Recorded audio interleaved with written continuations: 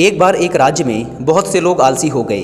उन्होंने सारा काम धाम करना छोड़ दिया, यहाँ तक कि अपने लिए खाना बनाना भी छोड़ दिया और खाने के लिए दूसरों पर निर्भर रहने लगे। ज़्यादातर समय वे या तो लेटे रहते या सोते रहते। खाने की समस्या का निराकरण जरूरी था, क्योंकि इन आलसियों को खिलाने में लोग आनाकानी करने लगे। एक दिन सभी आलसियों ने राजा से मांग की कि सभी आलसियों के लिए एक आश्रम बनवाना चाहिए और उनके खाने की व्यवस्था करनी चाहिए। राजा नेक और दयालु होने के साथ साथ बुद्धिमान भी था।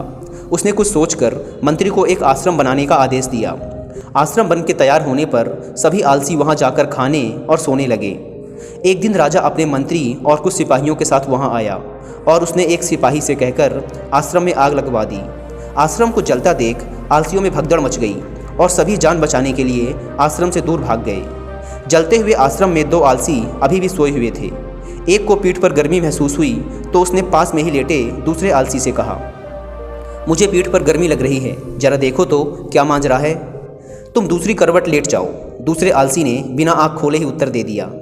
यह देखकर राजा ने अपने मंत्री से कहा, केवल ये दोनों ही सच्चे आलसी हैं, इन्हें भरपूर सोने और खाने को दिया जाए। शेष सारे काम चोर हैं, उन्हें डंडे मार मार कर उनसे काम करवाया जाए। तो दोस्तों, इस कहानी से हमने सीखा कि यदि हमें किसी इंसान की सच्चाई पता करनी है तो उसके साथ अचानक कुछ ऐसा करो जिसकी उसने कल्पना भी ना की हो, क्योंकि अचानक परिस्थितियों में, ऐसी अचानक आई मुसीबतों में इंसान का असली रूप सामने आ जाता है। वो उसके अंदर जो भी होता है वो उसी के अनुसार काम करता है।